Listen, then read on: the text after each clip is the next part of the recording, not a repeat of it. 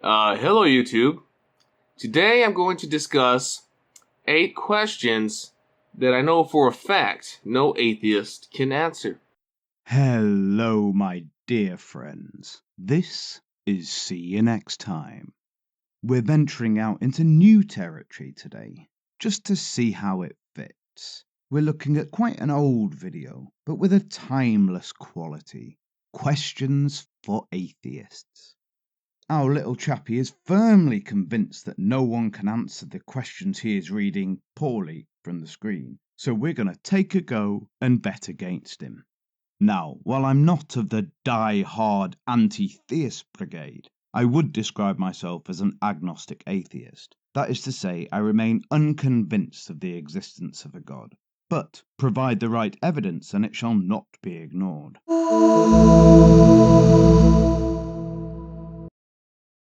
So, let us step into the breach once more, my friends. The game is afoot.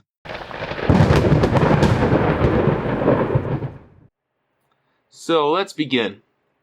The first question is, if morality isn't objective, does that mean that what Hitler did during the Holocaust isn't inherently wrong?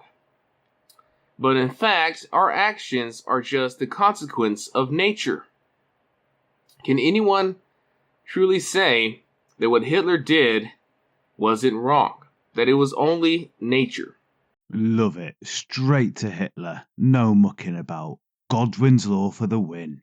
The word inherently is a sticking point there. That's trying to slip objective morality in by the back door with nothing but a cheeky fondle. Any sane person would say that, yes, Hitler's actions were incredibly vile and wrong.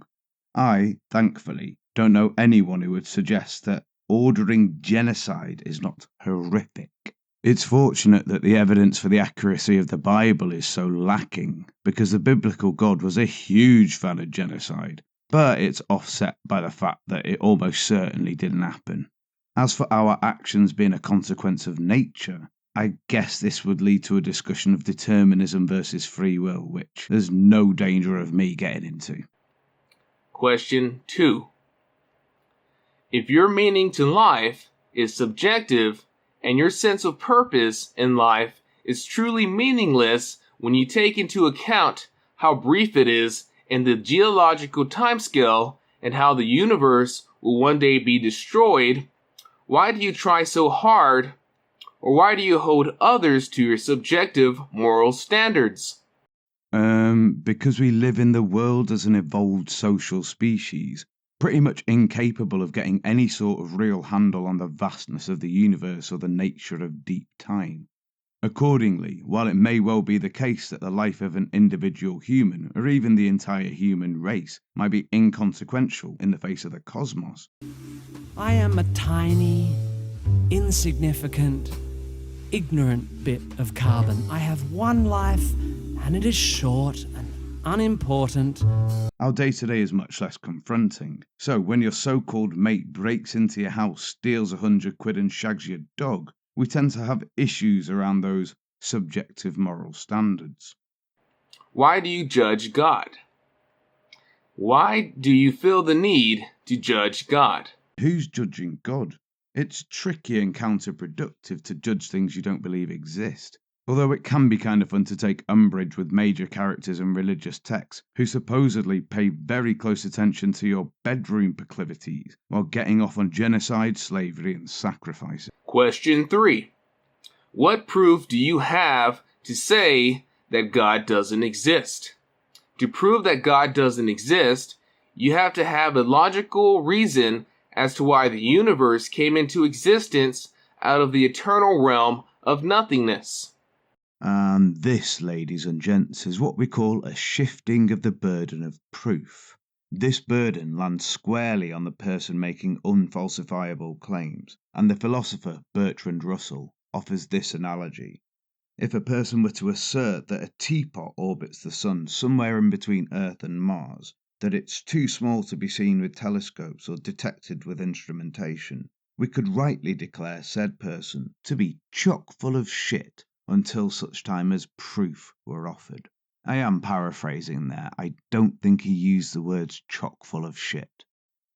I don't say that God doesn't exist, just that I remain unconvinced by any alleged evidence I've seen. As to the second point, I think it's a religious idea that the universe came from nothing, not a scientific one. I also think that if physicists nailed down the origins of our presentation of the universe all the way back to the singularity, it wouldn't necessarily disprove God. And I'm almost certain that a certain stripe of Christian would see fit to slot him in neatly somewhere anyway. Question 4. Where and why did the universe pop into existence out of the Big Bang? Where did the multiverse pop out of?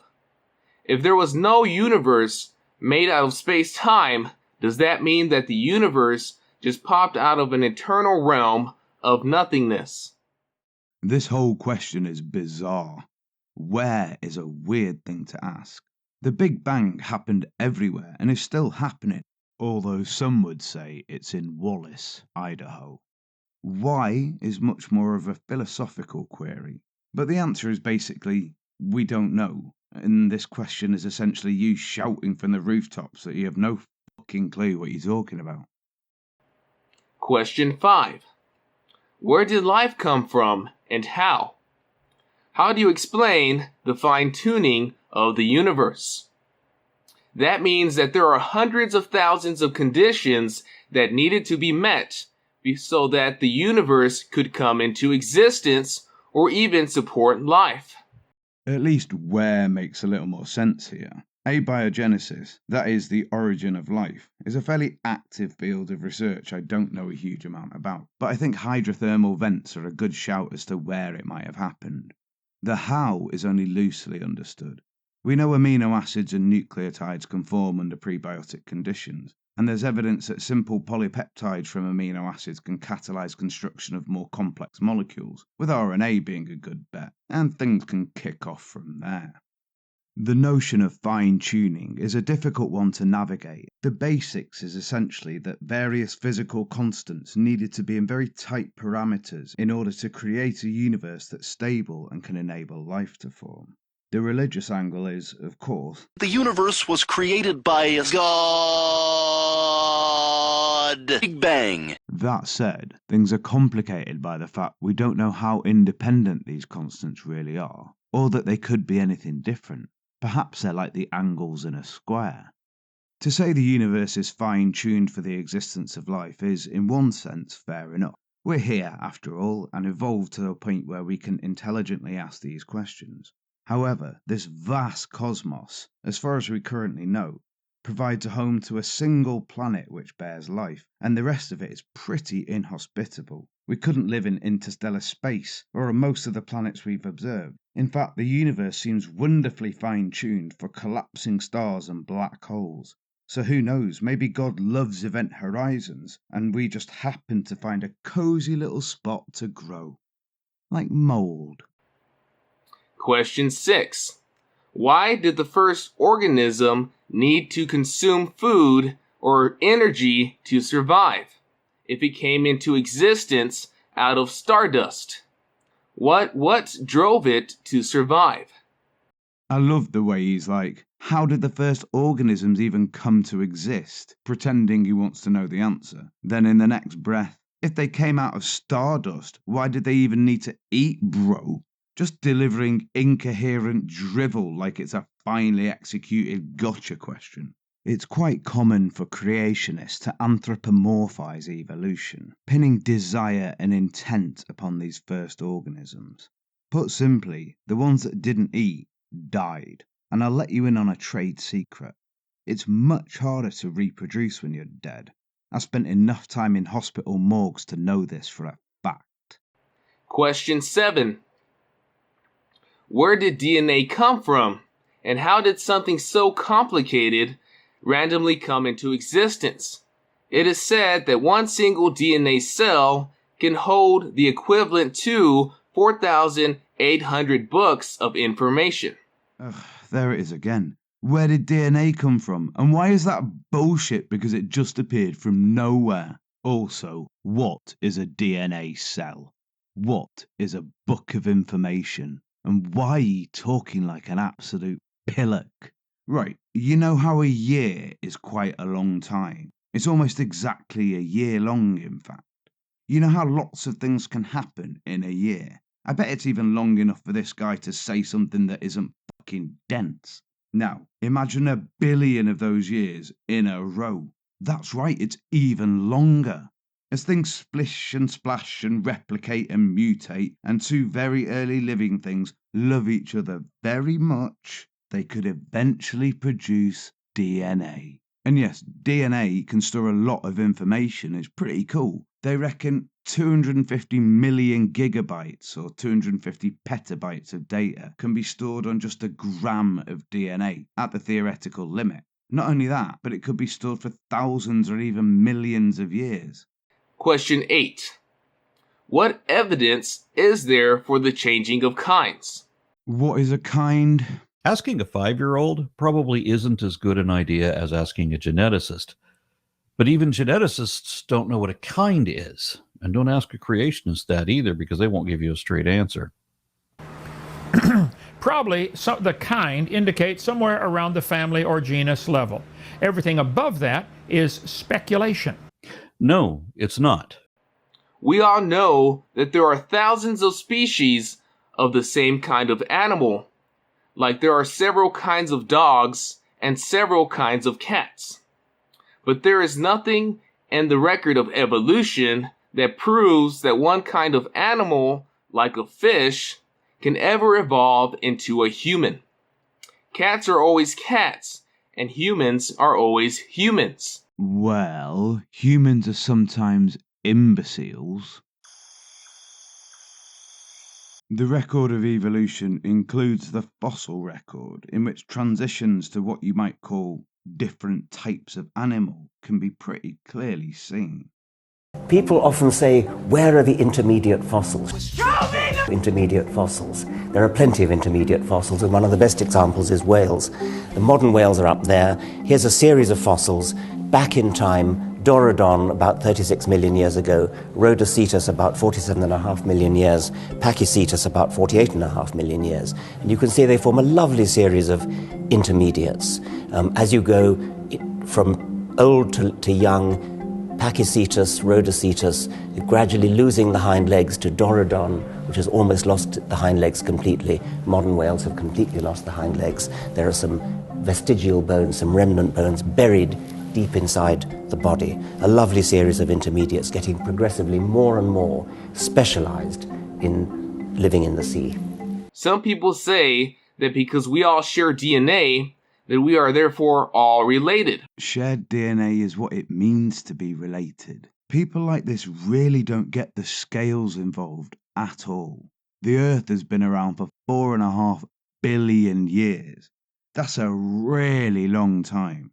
You might think it takes a long time for your commute into work, but that's chump change compared to the Earth. However, DNA and matter can merely be the mechanism God used to create all animals with... Yes, God done it. In fairness, this is a deistic view of God, in which he starts the universe and buggers off, which actually solves a lot of the problems having a personal, omnipotent, omnipresent, and omniscient God throws up. And he made each slightly different. So, DNA and matter can simply be a mechanism used by God, which he used to create all of his creatures, and he made all of us slightly different. Scientists have determined that the universe was created by God. Big Bang. If you look at the bones of a Tyrannosaurus Rex, it's clear by the use of carbon dating that Mountain Dew is the best soda ever made. I know these 8 questions will never be answered because they cannot be scientifically deducted or answered. But I challenge you guys to try to answer them. So good luck, atheists, and God bless. Well, wasn't that fun? Now, to be clear, I have no issues with people who are religious. Everyone is free to do and believe as they wish. I do have a bit of an issue with smug little shits who think they've achieved something by posing questions like these. That said, I find the whole thing interesting to talk about, so hopefully I've not offended anyone. If I have, well... I'm so sorry.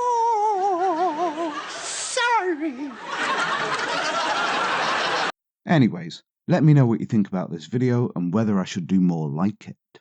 And remember, most importantly, if, in the middle of the night, you find yourself out of bed, walking around, then suddenly come down on your knees, prostrate before a tall man with a glowing aura, that's almost certainly not God, and just a burglar with a torch. Whack him over the head with a frying pan and call the police. Say, You. next time.